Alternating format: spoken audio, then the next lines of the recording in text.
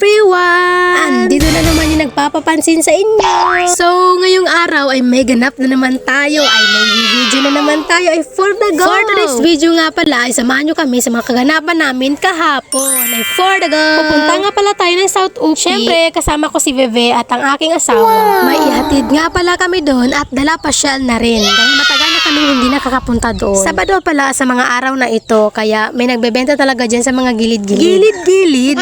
Natatawa na naman ako sa pag-voice over ko. Ewan nga ba, sa tuwing nag-voice over ko, ay pati sarili ko ay tinatawanan ko na rin. Dahil maingay pala dito sa paligid ng bahay namin, ay minsan doon talaga ako sa gilid-gilid na hindi talaga makakarinig ng dahil nasasali sa voice over ay napakaingay naman ay for the go. Wala lang, share ko lang para may dagdag voice kahit over. Kahit wala namang pumapansin ay panay-panay din ang pag-voice over at pagpo-post. Pero okay lang yan, kaya natin to mga made. Nagtatrying hard na naman ang babae na ito. Then ang driver nga pala dyan namin ay ang aking asawa dahil si Papa ay hindi makakasama dahil nagtinda siya ng fish.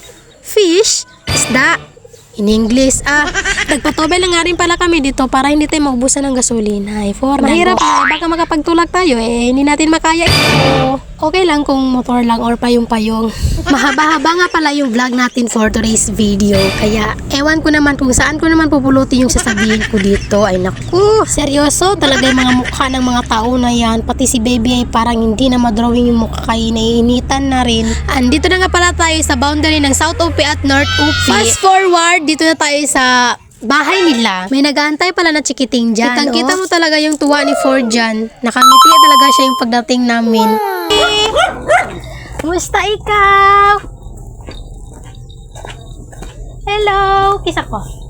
Kiss. Saan si mamang bibang mo? Nauna-una na pala si Baby dyan, no?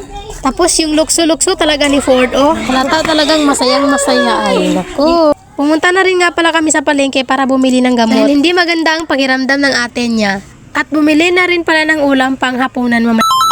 Dumaan na rin nga pala kami dito para bumili ng tubig na maiinom. Lulubog lilitaw talaga yung boses natin ngayon, no?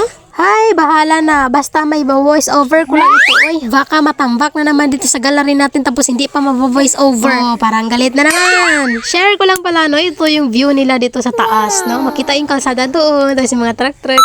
Abaw! Then kahit magsisigaw-sigaw ka pa dito, wala talagang kapitbahay dito sa kanila. Dahil nag-iisang bahay lang itong dito sa taas. Then nakakapag-alaga rin sila ng mga manok.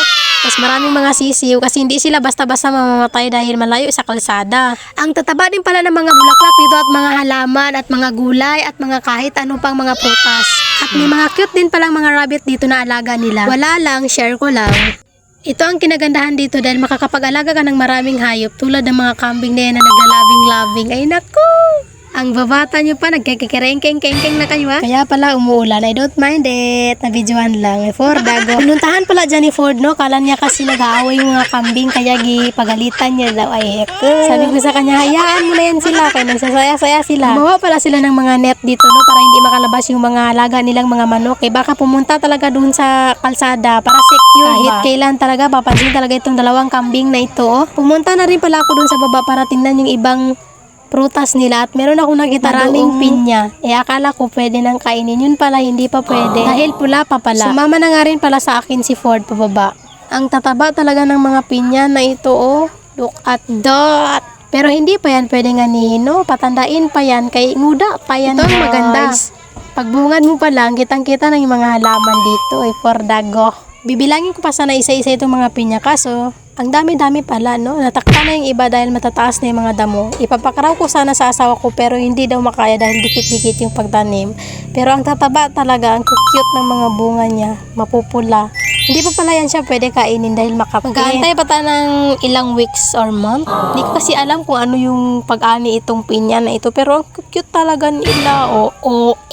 Para ngayon na nila ng pinya. So hanggang dito na lang ating mini vlog. Kasi sobrang haba na talaga. For dago. Huwag nyo kong i-judge. So, bye-bye!